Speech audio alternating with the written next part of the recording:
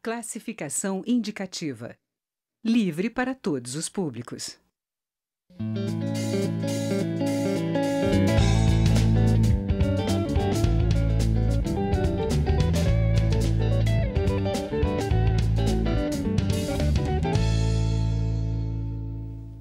Um projeto do deputado Júlio Lopes, do PP do Rio de Janeiro, amplia os serviços que os cartórios podem oferecer à população a partir de convênios com o poder público.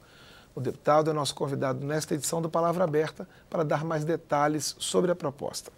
Deputado, o senhor estava dizendo que, antes da gente começar a gravar, que o sentido não é só ampliar, não é só colocar mais serviços para o cartório, né? Não, qual é o real sentido desse projeto? Não, pelo contrário, Cláudio, o que eu queria esclarecer a você e a opinião pública de uma maneira geral é que eu, como você que está em casa e você mesmo, tinha um preconceito grande contra os cartórios de uma maneira geral, porque você remonta aquela coisa da autorização real do cartório e remonta a burocracia. Mas eu tenho lidado muito com um tema aqui no Congresso Nacional, que é o tema da identificação civil do Brasil. Nós temos no Brasil muitos cadastros para tudo, mas nós temos muito pouca identificação.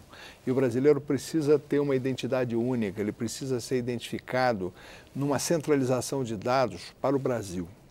E aí, estudando como operam os ofícios, os cartórios de registro civil de pessoas naturais, eu percebi que eles poderiam ser grandes aliados nessa luta. E que, ao promover a eles uma modernização, ao permitir a eles uma atualização dos seus serviços e dos seus propósitos, nós poderemos servir muito melhor a sociedade brasileira para desburocratizá-la, para simplificá-la, para melhorá-la no que se refere à questão da identidade e da fiscalização dos serviços que são prestados à sociedade. No seu projeto, o senhor fala em ofícios da cidadania. Como é que isso funcionaria na prática? Exatamente. A ideia, Cláudio, é você pegar aqueles antigos que ainda vigem registros de pessoas naturais e transformá-los em centros de atendimento ao cidadão. Porque você veja, nas grandes cidades, no Rio de Janeiro a gente tem o Poupatempo, em São Paulo a gente tem o Poupatempo, em outras cidades tem o VaptVupt, aqui em Brasília tem o Na Hora. Mas quando você vai para cidades do interior, em praças mais longínquas, você não tem centralizações de serviços que possam atender ao cidadão e à cidadã.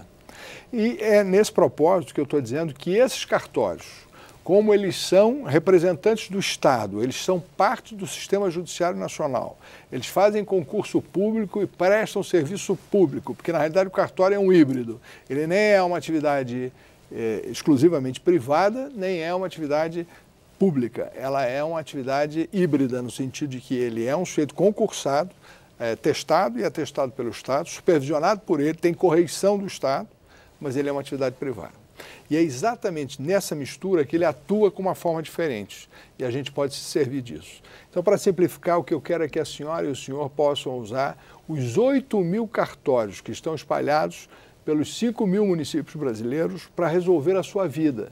Para poder ir lá e pedir, por exemplo, um afastamento de doença, para poder fazer uma requisição de passaporte, para poder pedir o próprio auxílio gestante, para, enfim, tomar todas as providências civis que forem capazes de serem atribuídas aos cartórios por convênio entre os estados e os municípios e a própria União, de forma a facilitar a vida do cidadão.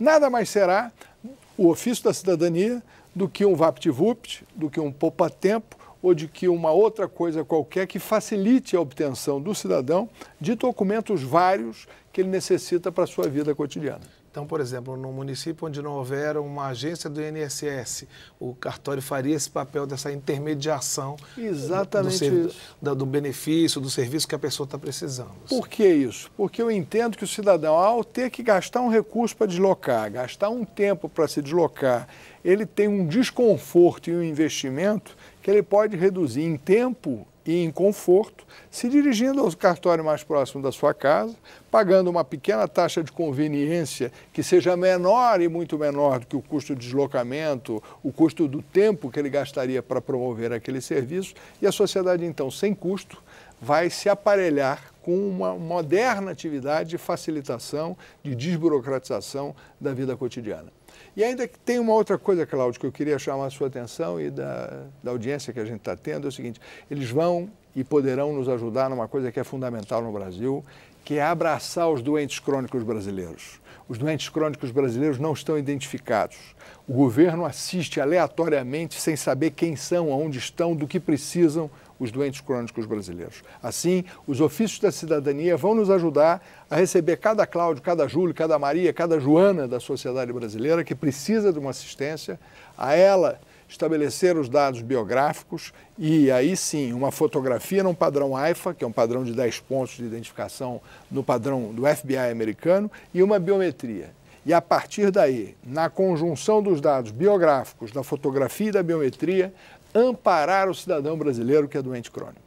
Quer dizer, esse sistema evitaria o que o senhor falou no início, dessa duplicidade, dessa coisa dos documentos que não são unificados nacionalmente, né? Cada brasileiro tem 22 documentos.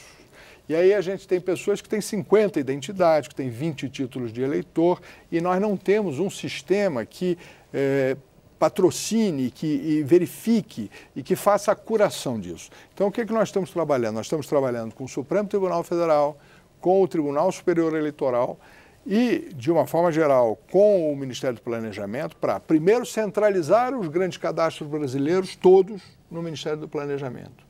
E depois fazermos a identificação inequívoca, unívoca do cidadão. Ou seja, cada cidadão brasileiro é um só cidadão reconhecido univocamente. Ele não pode ter duas, porque você tem homônimos, homógrafos, pessoas que são muito parecidas e que se confundem. Enfim, a questão da identidade é uma questão muito complexa que precisa ser racionalizada e controlada no Brasil, e os ofícios da cidadania vão ser um passo seguro nessa direção. Deputado, voltando à questão dessa ampliação dos serviços, em que base seriam feitos esses convênios, né, dos cartórios com o poder público a nível municipal, estadual e federal? O que eu, na realidade, quando eu tive a ideia, é porque eu comecei a observar esse sistema, como te disse no início, buscando uma forma de fazer a identidade civil brasileira com segurança. E aí nós vimos no Rio Grande do Sul um exemplo muito bom de que, por exemplo, os cartórios fazem os serviços do Detran, todos, por exemplo. Emissão até da carteira de motorista, convênios de requisição de documentos, pagamentos do Denatran, enfim, no Rio Grande do Sul, tudo aquilo que se refere ao Detran é feito também nos cartórios de registro de pessoas naturais.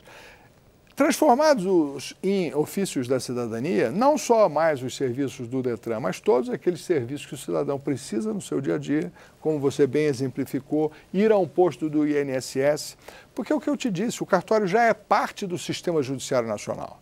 Ele já tem uma correição, duas anuais, uma de improviso e uma vamos dizer, não avisada e uma avisada, em que vai lá um juiz e faz toda a verificação de todos os procedimentos e processos que ele fez, e outra vez vai lá um outro juiz e de susto, verifica o procedimento, verifica, enfim, todos os processos e programas daquele, dentro do Sistema Nacional Judiciário.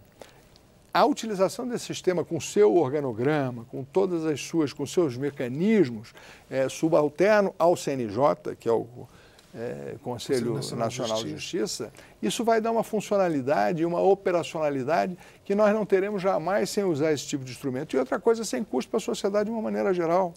Os serviços que serão remunerados serão aqueles que serão conveniados e que o cidadão vai pagar, se quiser, a taxa de conveniência, se lhe bem aprover. Se ele preferir ir ao INSS, ele pode fazê-lo. Agora, se ele quiser, do lado da sua casa, pagar uma taxa menor do que o seu custo de deslocamento e do que o seu tempo para obter aquele mesmo documento do lado da sua casa, ele vai poder fazê-lo também. Desburocratizar o Brasil e simplificar o Brasil é o que nós estamos tentando fazer na Câmara dos Deputados. Deputado Júlio Lopes, muito obrigado pela entrevista e sucesso para o caminho do seu projeto aqui na Câmara. Eu que agradeço. Muito obrigado a você que também nos assistiu. Este é o Palavra Aberta, uma produção conjunta da TV e da Rádio Câmara. Esta e outras edições do programa podem ser acessadas também pela internet. O endereço é câmara.leg.br/palavra aberta. Obrigado pela audiência e até o próximo programa.